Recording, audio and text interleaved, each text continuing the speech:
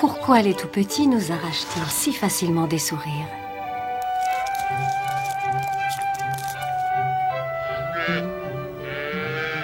Pourquoi serions-nous attirés par des bébés qui ne sont pas les nôtres? On dit que l'amour rend aveugle et que pour s'attendrir devant certains petits museaux, il faut tout l'amour d'une mère. Mais en fait, il semblerait que nous soyons programmés pour fondre devant certains tout-petits, même s'ils n'appartiennent pas à notre espèce, et que quelque chose nous incite à les aider à se frayer un chemin dans la vie. Voici des histoires de bébés venus de tous les horizons du règne animal. Une célébration à la gloire de leur cheminement vers l'âge adulte, dans un monde plein d'aventures, de découvertes et de triomphes.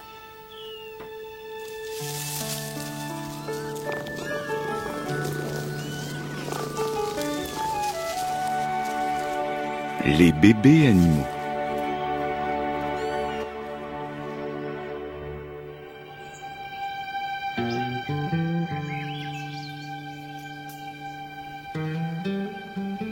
Nous sommes en Virginie. Une ferme se réveille au chant du coq.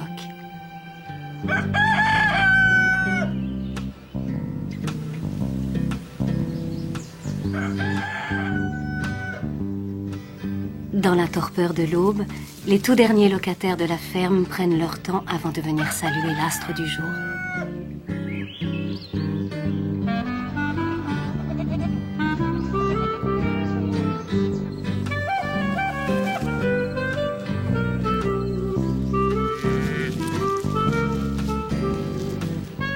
Mais chaque jour qui commence promet de nouvelles aventures et toutes sortes de péripéties.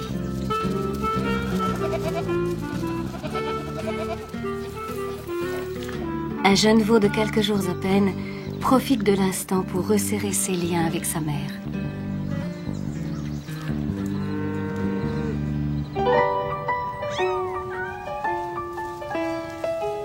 Un peu à l'écart, à l'abri dans une grange, une portée de chatons travaillent leurs techniques d'attaque et de défense.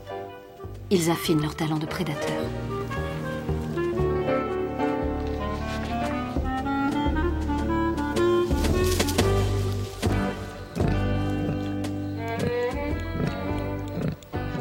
Dans un coin de la porcherie, une truie fredonne une comptine en allaitant ses petits.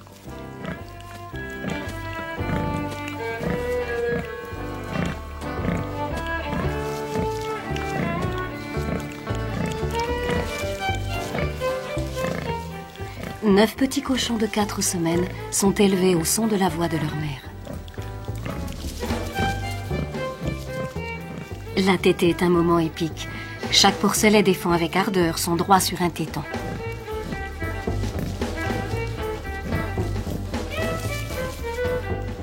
À l'abri dans leur enclos, ces cochonnets sont au chaud et en sûreté.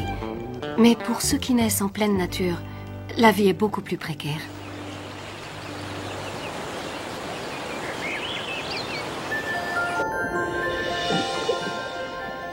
Il existe 1000 façons de venir au monde.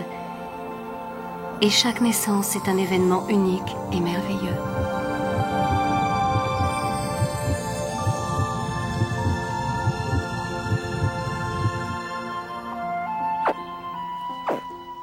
Certains petits débutent dans la vie sans l'aide de leurs parents. Minuscules mais déjà indépendants, ils naissent pourvus de l'instinct qui va leur permettre de survivre seuls.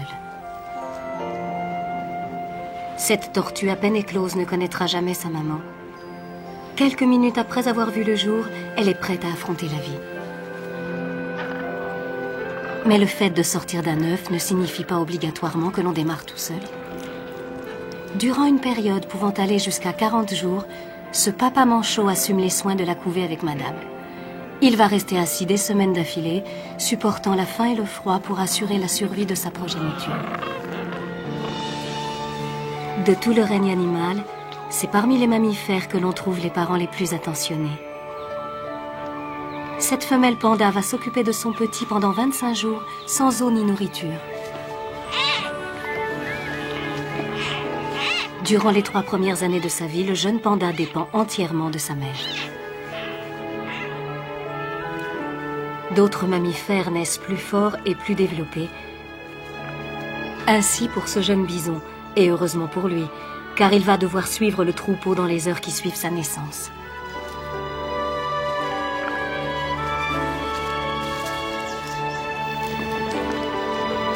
Chez les mammifères, mettre bas est un acte éminemment laborieux.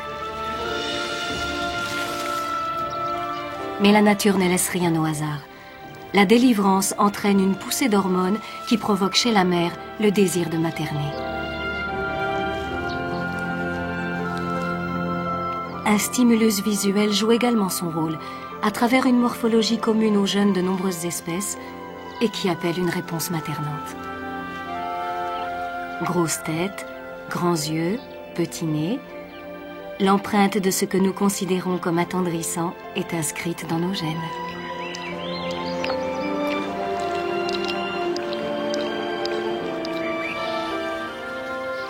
La chimie joue également son rôle.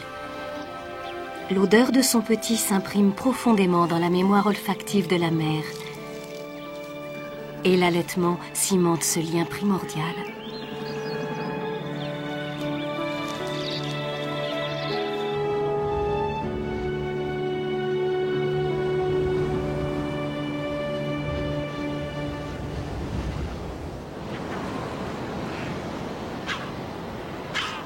Sur une plage bondée, la survie dépend de l'instantanéité du lien qui unit une mère et son petit. Au plus fort de la saison des naissances, des milliers d'otaries à fourrure du Cap voient le jour sur cette plage.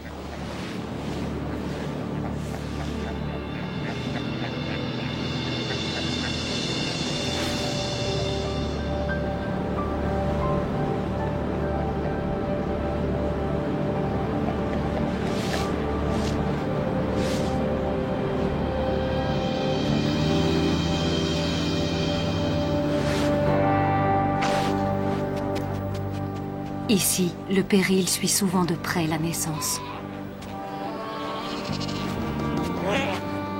Près d'un tiers des petits de chaque génération meurent dans le premier mois de leur vie.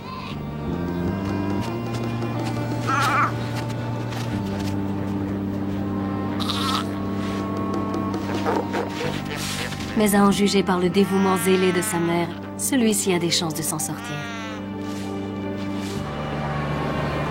Dans une telle foule, un bébé court de grands risques. Il peut s'égarer. Alors sans perdre un instant, la mère apprend à identifier son nouveau-né. Elle s'imprègne de son odeur qui n'appartient qu'à lui et mémorise son cri distinctif. Très vite, le bébé s'attaque à la seule chose qu'il sache faire. Il profite au maximum du peu de temps qu'ils vont passer ensemble. Quand la mère est sur la terre ferme, elle ne s'alimente pas et fait tout pour que son petit se gorge à satiété de son riche lait maternel.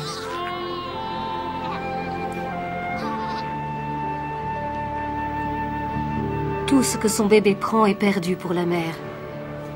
Et lorsque la faim se fait trop pressante, elle retourne s'alimenter au large. Si elle ne le faisait pas, tous deux, le petit comme la mère, mourraient d'inanition.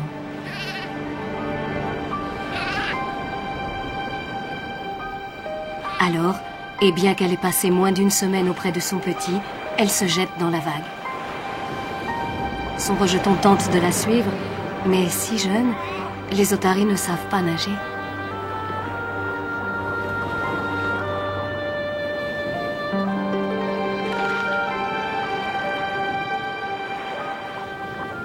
Pour un petit solitaire, une plage bondée n'est pas un lieu sûr. Instinctivement, il recherche la compagnie de ses semblables. L'union fait la force, et en attendant le retour de sa mère, le temps semble moins long quand on a des camarades.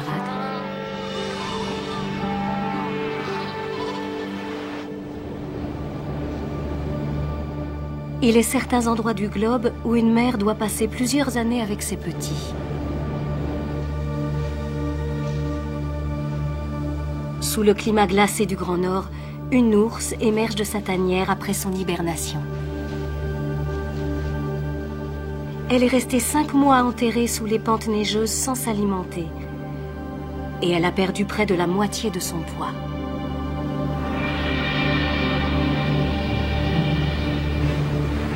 Affamée après son long jeûne, elle hésite, hume l'air avec circonspection et dévoile rapidement ce qui motive une telle prudence.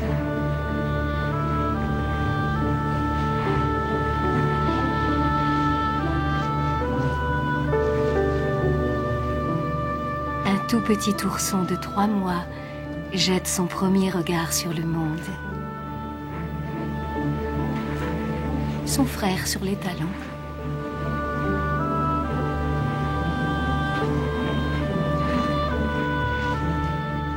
Malgré la faim qui les tenaille, la famille va encore passer quelques jours dans la tanière. Les petits sont encore trop jeunes pour s'aventurer au loin. Ils sont curieux de tout. La moindre boule de neige est prétexte à une expérimentation savoureuse. Le plus précoce des 2 frères sait exactement que faire de ce délice glacé.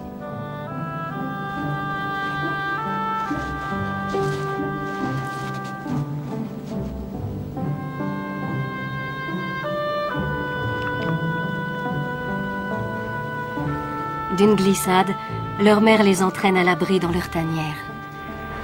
Ils vivent dans un monde plein de périls.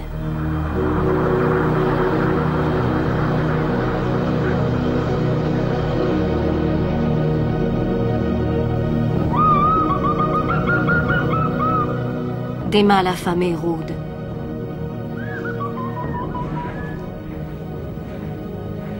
On sait qu'ils peuvent tuer leurs petits, et certaines femelles ont trouvé la mort en défendant leur progéniture.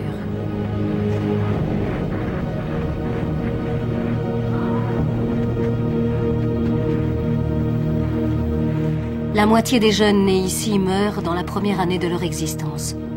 Mais ceux-ci ne soupçonnent rien encore des périls qui les attendent à l'extérieur de leur refuge. Pendant quelques jours, les jeunes vont explorer les environs immédiats.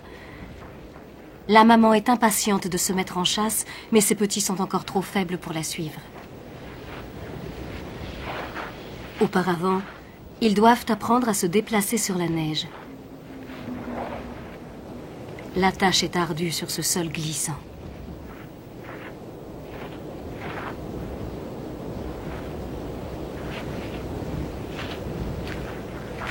Leur mère ne peut plus résister à l'appel de la faim. Toute la famille part en quête de nourriture.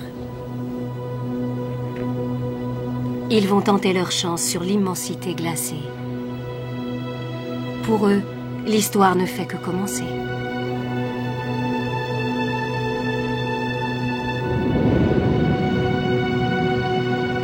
D'autres bébés démarrent aussi leur existence comme des trésors enfouis.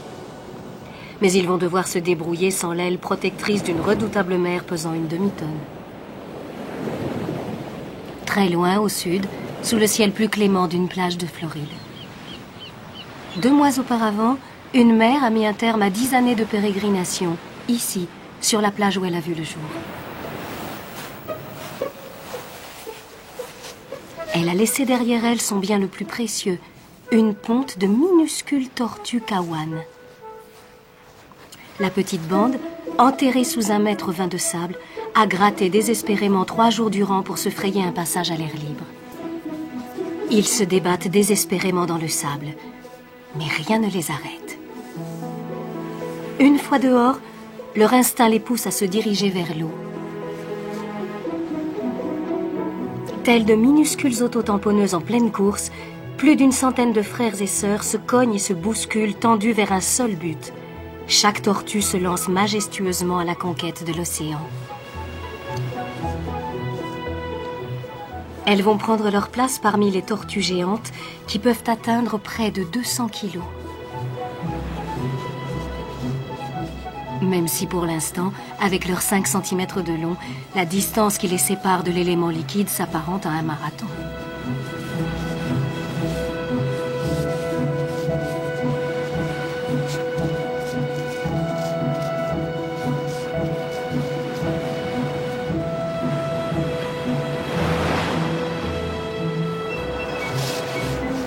De peur d'être oubliée, la dernière tortue Kawan se précipite vers la vague. Sa route s'est déjà séparée de celle de ses frères et sœurs, car le destin de la tortue de mer est solitaire.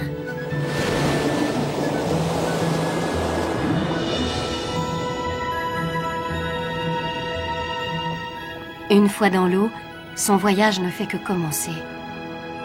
Elle plonge à l'abri des profondeurs et ne trouvera le repos qu'une fois atteint le havre du Gulf Stream.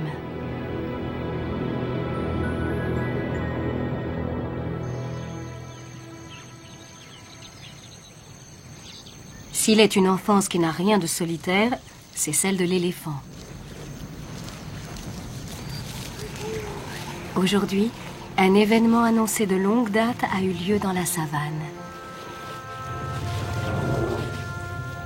Après 22 mois passés dans le ventre de sa mère, un éléphanteau femelle vient de naître. La nouvelle venue va passer ses 2 premières années collée au flanc de sa mère.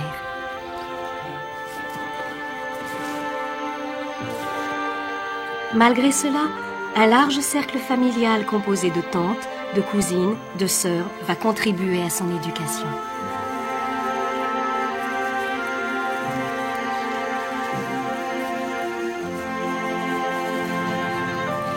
Ses premiers pas maladroits sont vite encouragés par tout le troupeau.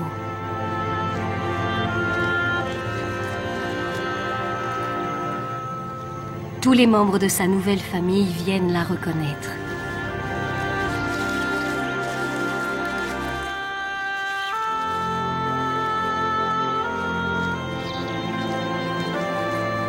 En tant que femelle, cette petite peut espérer passer sa vie entière sous l'ombre protectrice de ces doux géants.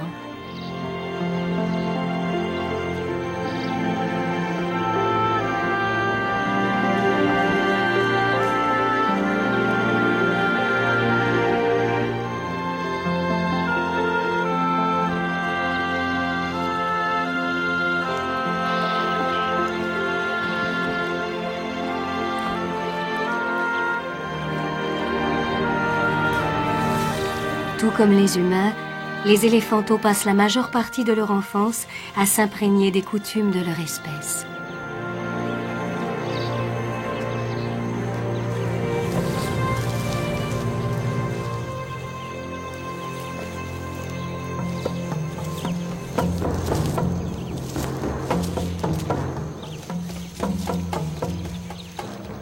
Les jeunes mâles éprouvent leur force en jouant avec les autres, en prévision du jour où, devenus adultes, ils quitteront le troupeau pour fonder leur propre famille.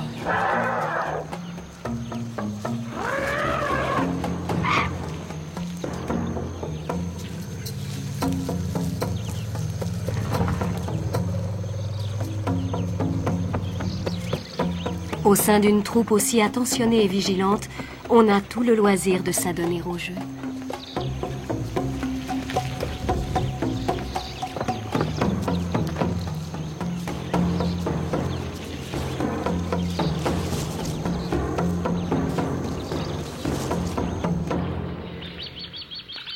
Certes, les reptiles ne sont pas réputés pour leur tendresse maternelle, mais même la plus froide des mamans est capable de nous surprendre. Sur les berges sombres d'un marécage de Floride, un nouvel arrivant s'apprête à voir le jour.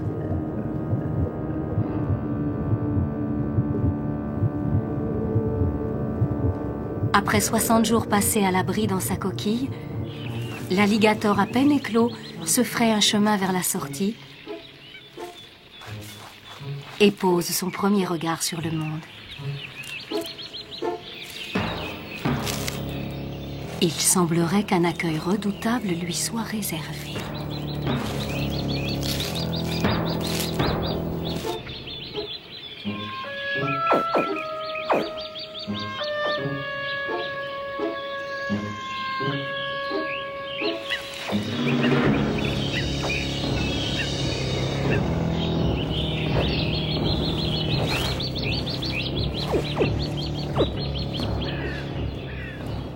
Mais c'est pour le porter à la vie et non à la mort qu'on l'a attendu ainsi.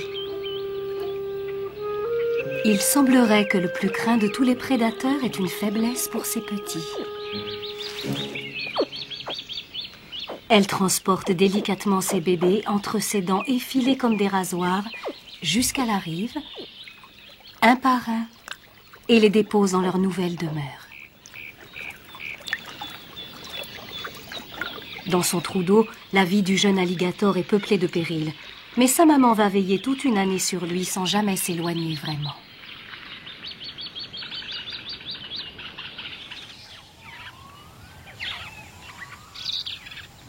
S'il est vrai que l'enfance est une période périlleuse, bizarrement, l'atout majeur du tout petit réside peut-être dans sa fragilité. Certaines créatures viennent au monde en s'agrippant à ce qu'ils ont de plus cher dans la vie. Ils finiront par apprendre à lâcher leurs parents. Mais pour l'instant, leur emprise délicate exerce une domination irrésistible sur leur mère. Leur complète dépendance et leur vulnérabilité éveillent l'instinct maternel le plus fondamental.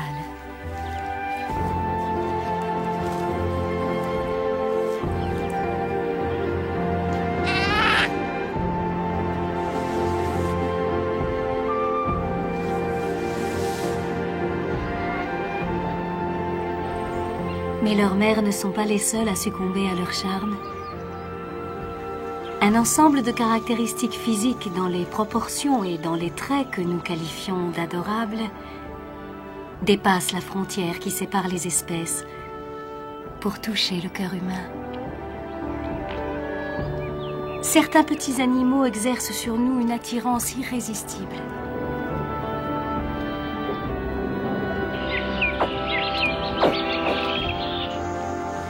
Pour ces créatures vagissantes, le fait d'être mignon ou non est un véritable gage de vie ou de mort. Ce n'est pas par hasard que les petits les plus mignons sont fréquemment ceux qui dépendent le plus de leurs parents.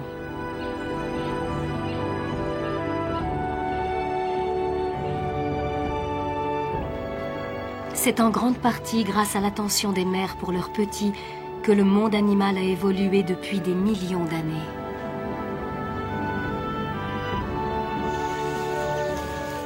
Une maman peut trouver son petit irrésistible sur l'instant, mais un regard n'est pas suffisant pour démarrer dans la vie. Pour survivre, il faut maîtriser les lois qui régissent le monde et les règles de son clan.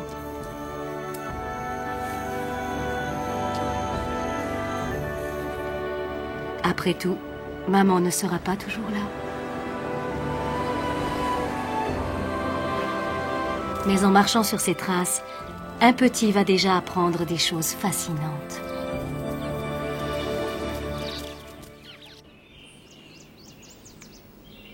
Animal sauvage ou animal domestique, être mère signifie qu'on assume le rôle de modèle. Loin de la vie sauvage, les 9 porcelets ont pourtant tout à apprendre de leur maman, la truie. Ici, à l'abri dans la porcherie, ils n'ont rien à craindre des prédateurs et les humains subviennent à leurs besoins. Pourtant, ces porcelets ont la même curiosité que leurs lointains cousins, les cochons sauvages.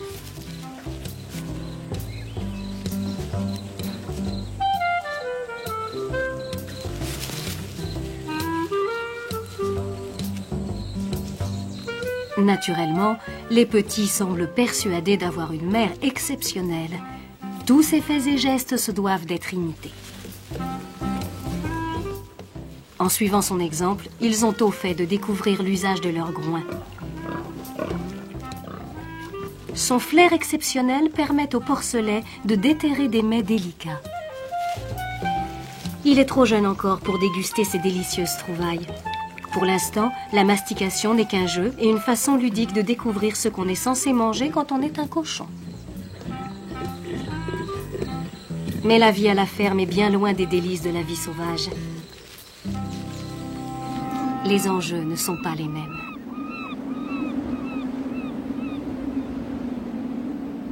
Nos 2 jeunes ours polaires ont 1 an de plus et désormais, ils pèsent près de 100 kilos chacun.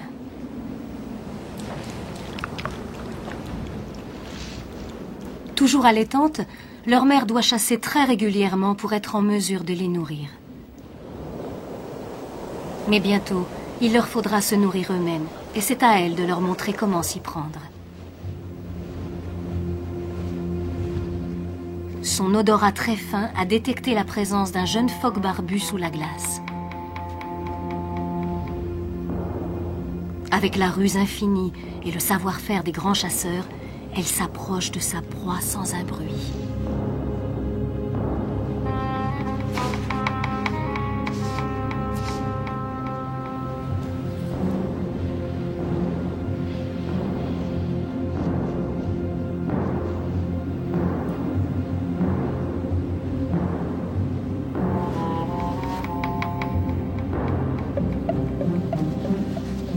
Ces petits sont très excités, mais ils n'ont pas le pied aussi agile que leur mère.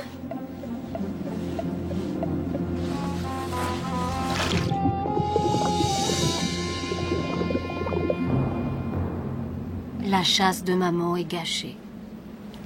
On pardonne tout aux enfants. Mais plus tard, en imitant sa technique de chasse, peut-être.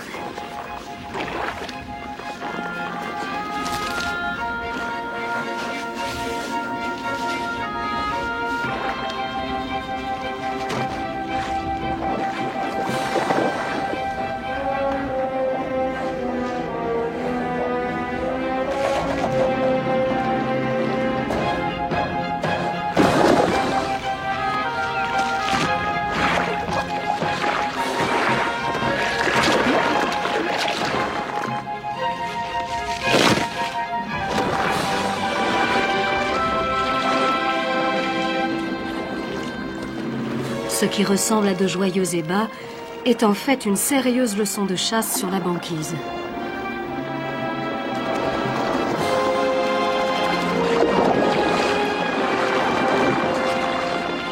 Pour les oursons, il s'agit peut-être d'un simple jeu, mais en fait, ils sont en train d'apprendre ce que tout ours polaire adulte sait pertinemment. Sous la glace, il y a de bonnes choses à déguster.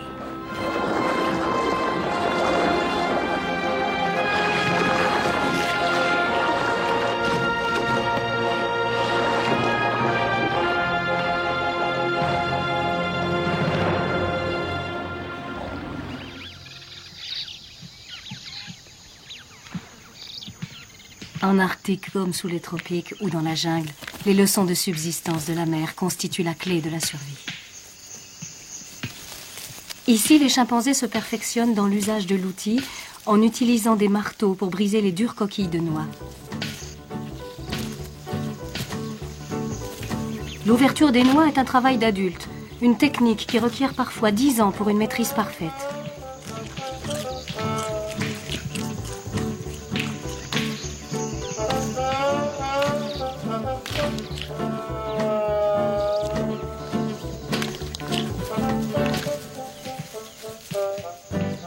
Les jeunes peuvent être de grands imitateurs, mais celui-ci est trop petit encore pour accomplir cette tâche.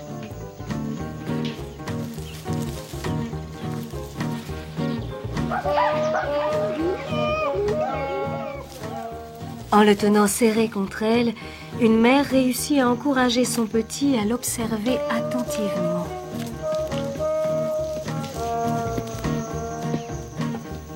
Déterminé, un jeune chimpanzé relève le défi avec enthousiasme. Mais la maîtrise de l'outil n'est pas une mince affaire.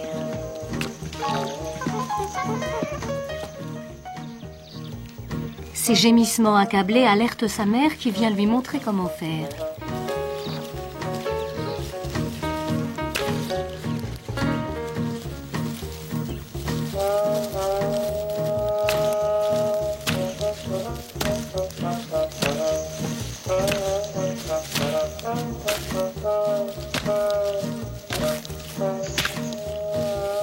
Le petit y parvient enfin et ses efforts sont récompensés.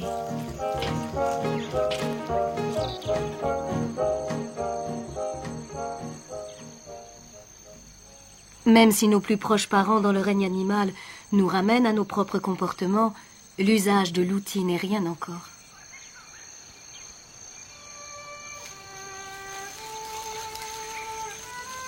Comme chez les humains, le lien qui unit le jeune chimpanzé à sa mère est étonnamment fort et durable.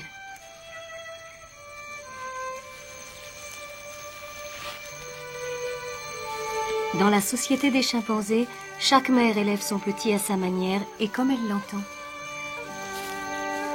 Cette femelle, dont c'est le premier petit, tient son bébé serré contre son flanc.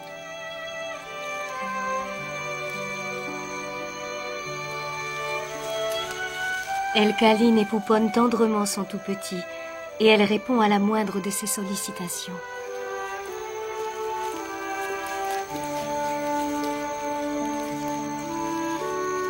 Excessivement protectrice, elle sélectionne avec vigilance ceux qui auront le droit d'approcher son bébé.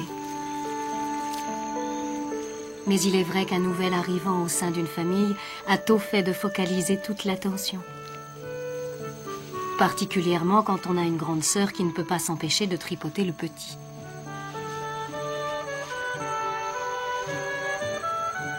Ici, une maman plus expérimentée est un peu plus décontractée face à ses responsabilités de mère. Livré à lui-même, son petit est libre d'explorer le monde qui l'entoure. Avec de telles mères, l'enfance est une période d'insouciance pour les chimpanzés.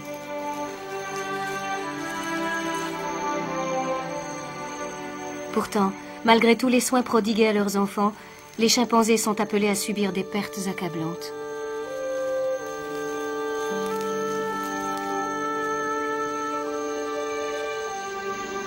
Ce jour-là, dans la forêt, un jeune chimpanzé va mourir.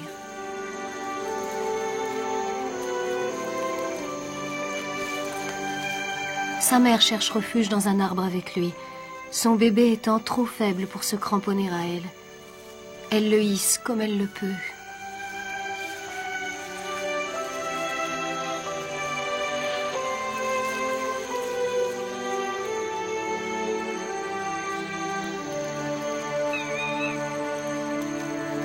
L'attachement à son enfant est profond et elle refuse de l'abandonner.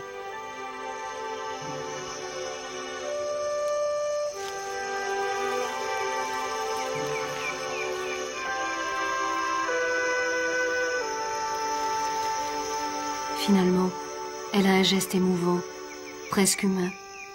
Elle fait un dernier adieu plein de tendresse à son petit.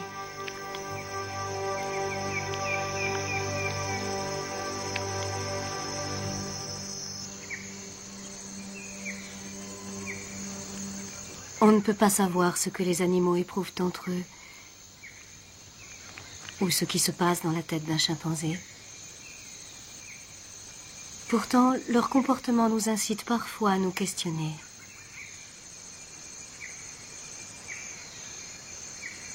Une mère, aussi dévouée soit-elle, ne peut pas garantir à tous ses petits une longue vie. Mais elle réussit à faire en sorte que leur enfance soit relativement insouciante.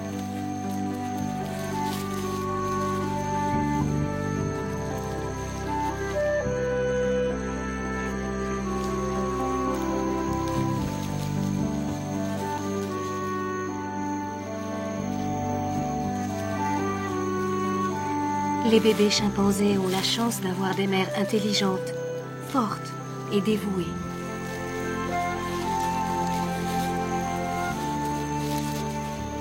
Mais dans la nature, la dévotion des mères pour leurs petits est sans limite.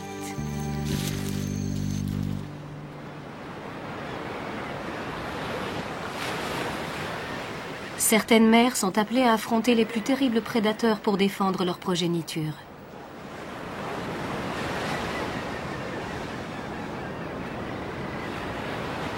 Une couvée d'eiders à peine sortie de l'œuf se tient sous la surveillance vigilante de la mère. Finement blottis dans le jabot de leur maman, ces canetons sont trop jeunes pour voler. Ils sont au stade le plus vulnérable de leur existence.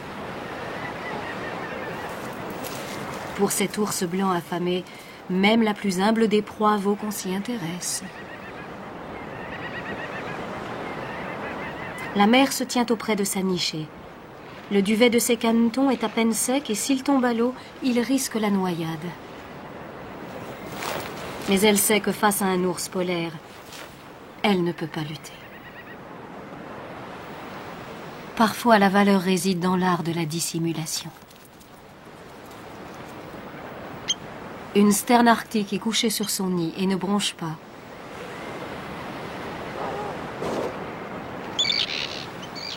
Ces petits ne savent pas encore voler, mais elle non plus n'est pas très à l'aise sur la terre ferme.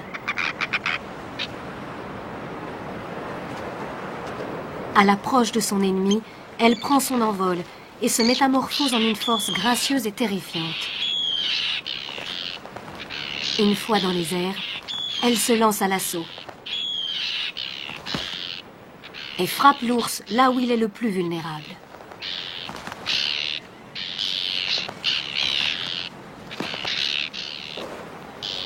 Pour une fois, l'ours blanc va rester sur sa faim. Aujourd'hui, les oisillons ont échappé à un destin tragique. Bientôt, le jour viendra où leur mère n'aura plus besoin de les protéger. Les jeunes sternes vont voler de leurs propres ailes et suivre leur famille au large. L'instinct séculaire de défense dans ses gènes peut pousser une mère à faire n'importe quoi. Ici, en Californie, dans une colonie de lions de mer, un autre bébé attend le retour de sa mère. Comme son cousin le phoque, le jeune lion de mer doit se débrouiller tout seul, pendant que sa mère s'alimente au large. Pour un jeune sans défense, les ennuis ne sont jamais bien loin. Malheureusement, celui-ci a été repéré par un indésirable.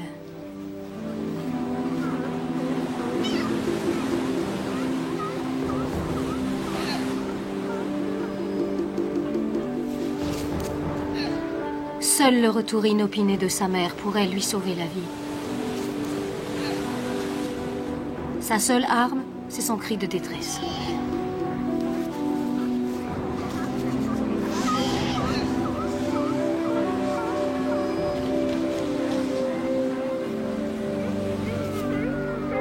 De retour de sa partie de pêche, la mère appelle son petit. Mais elle ne perçoit aucun jappement de bienvenue. Elle n'entend que la rumeur bruyante de la colonie. Elle tend l'oreille pour distinguer sa voix, un aboiement sourd qui s'est gravé dans son cerveau au jour de la naissance.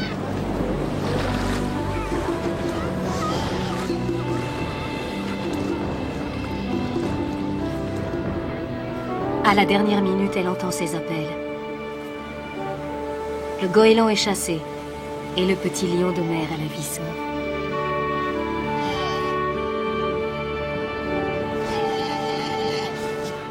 Il faudra près d'1 an pour que ce petit soit capable de se débrouiller seul. Entre-temps, la petite famille ne perd pas un instant pour renforcer les liens qui les unissent.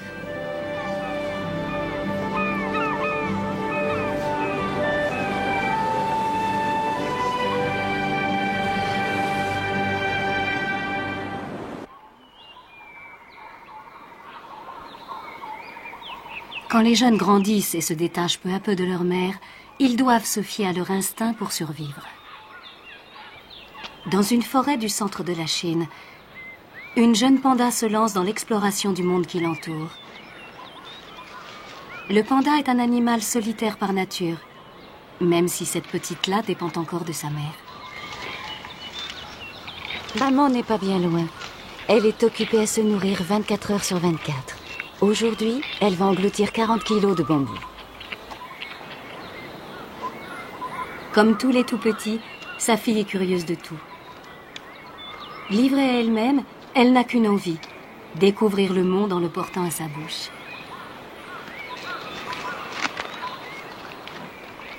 Pendant que sa mère est occupée à se remplir la panse, la petite s'éclipse pour jouer toute seule. Les arbres deviennent très vite un formidable terrain de jeu. Son instinct lui dit qu'ils sont également un refuge vital pour elle. Mais avant de se cacher dans les arbres, il faut apprendre à y grimper.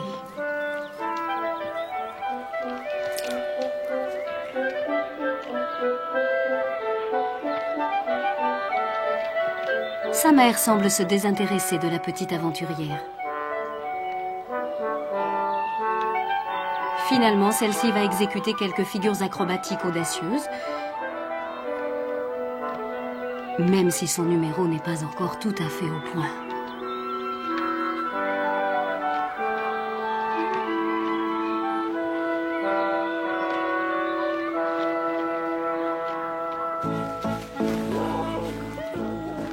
Dans une autre région du monde, d'autres jeunes turbulents s'entraînent à l'art de grimper aux arbres.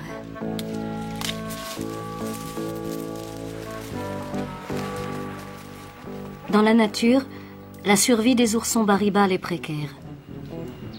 Particulièrement vulnérables face à un mâle adulte, leur seule chance, c'est de trouver refuge dans un arbre. Et le salut peut dépendre de leur dextérité à y grimper.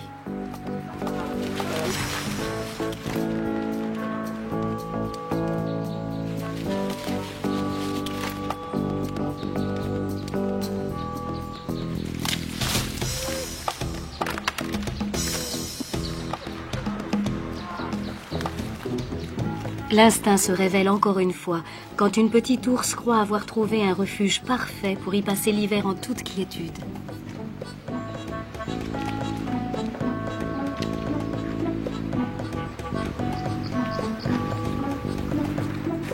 Très vite, sa sœur, mue par la curiosité, la suit. La rivalité entre frères et sœurs n'est pas l'apanage des petits humains.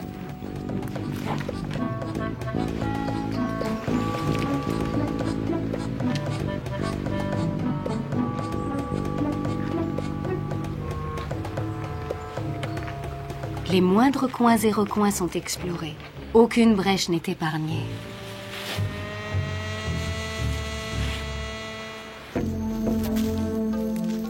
Pour certains jeunes, le plus précieux des apprentissages consiste à savoir vivre avec les autres. Les babouins vont passer leur vie entière au sein de la colonie. Ils sont appelés à intégrer très vite les règles de la vie en société.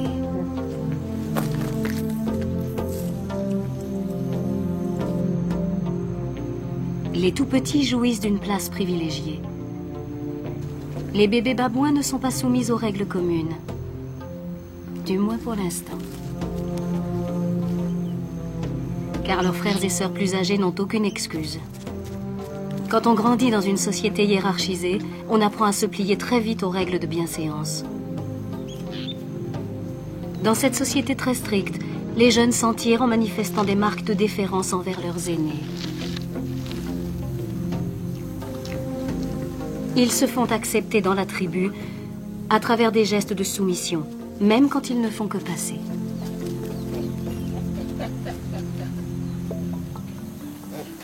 Appliquer le protocole des babouins à d'autres espèces peut prêter à confusion.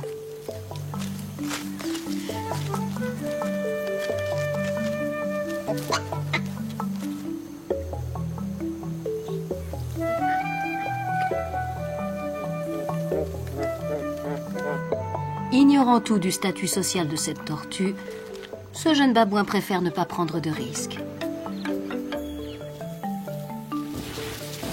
Toutefois, il semblerait que certaines espèces n'aient aucun savoir-vivre.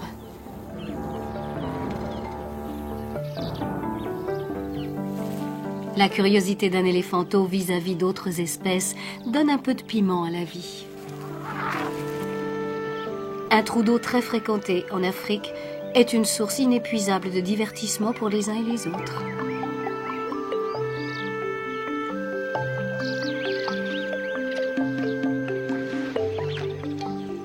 Avide d'expériences nouvelles, la vie des tout-petits est peuplée de rencontres étranges et d'aventures extraordinaires.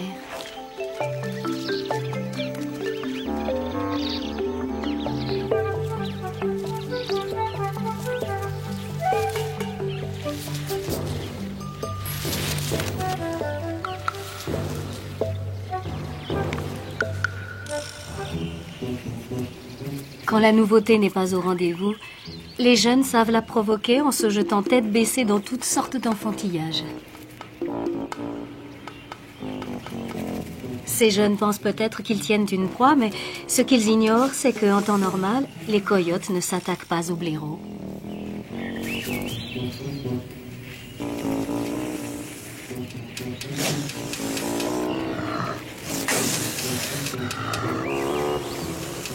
En véritable machine de guerre, le blaireau est vif et adroit.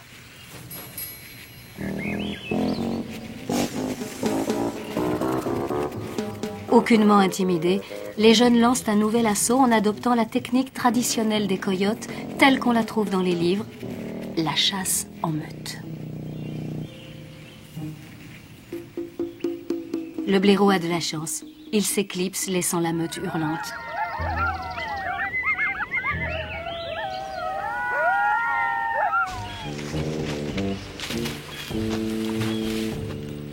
Certains jeunes ont une âme de voyous. Et ils sont prêts à s'attaquer à d'autres espèces sans aucun scrupule.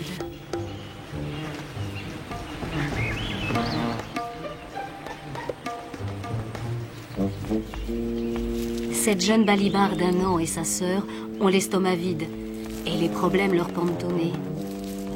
Elles inspectent un nid de frelons et le résultat ne se fait pas attendre.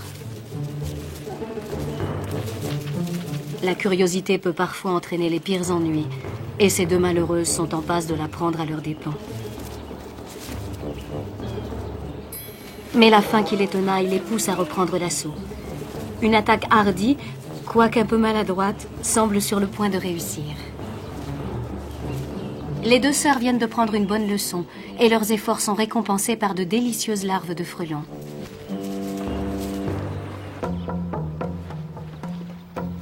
Pour une petite ours comme pour un éléphanteau, le jeu est une chose naturelle.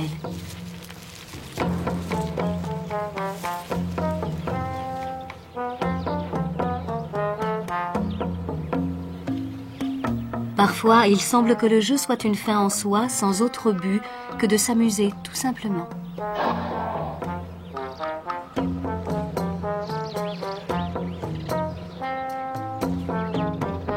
Parfois, le jeu prend l'allure d'une fête. Il est destiné à être partagé avec ses semblables. Et pourtant, tous ces enfantillages, fruits du hasard, ne sont pas tout à fait fortuits. Ces jeunes mâles se chamaillent, mais ce jeu cache peut-être les fondements du futur ordre établi.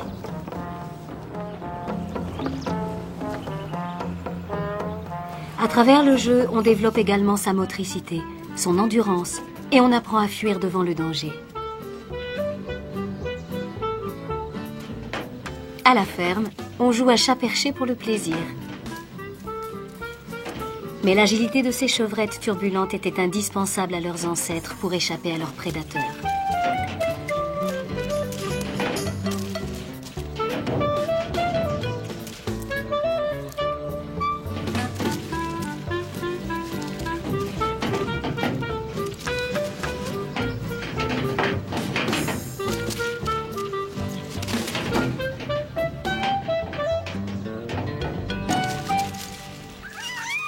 Alors que les jeunes proies se perfectionnent dans l'art de la fuite, les terribles prédateurs de la grange affûtent celui de l'approche et de l'attaque.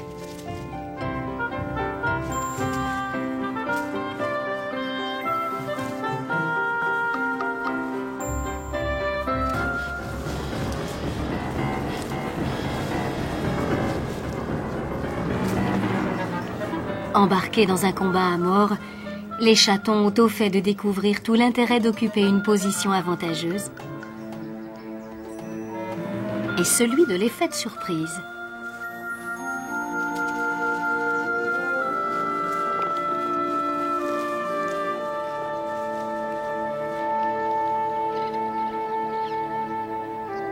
Les petits occupent une place à part dans la vie. C'est le temps des expériences étranges et enrichissantes. Un temps que l'on nomme l'enfance. Un chemin dont chaque tournant, chaque obstacle, va forger la vie du petit être qui l'emprunte.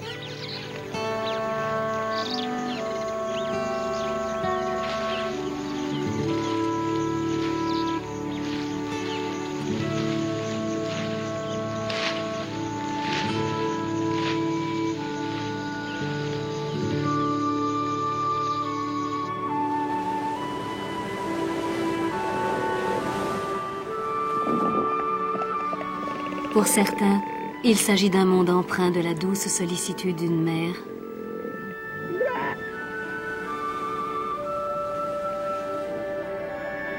où la vie est accueillie par des démonstrations rassurantes.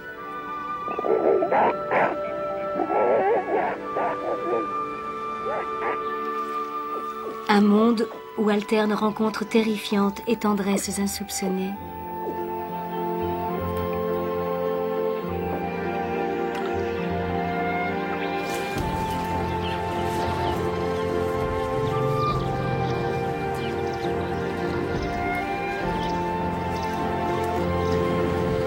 Un voyage en solitaire, guidé par l'instinct et livré au hasard.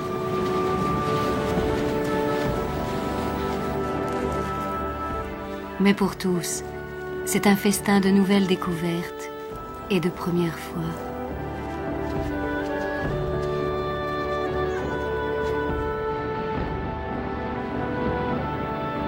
Où le moindre événement est observé par un regard neuf et émerveillé.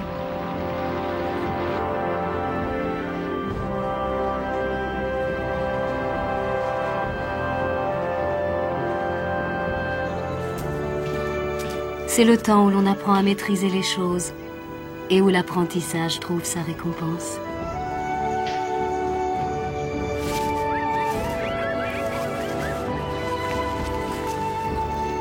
Un temps où les plaisirs sont partagés avec d'autres petits compagnons.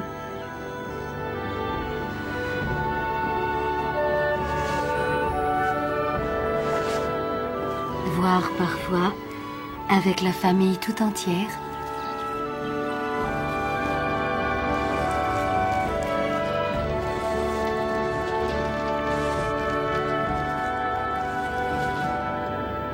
Et adultes, au bout de quelques jours ou de quelques années, les petits finissent toujours par ressentir le besoin de quitter leur nid, leur tanière ou leur troupeau pour vivre leur propre vie.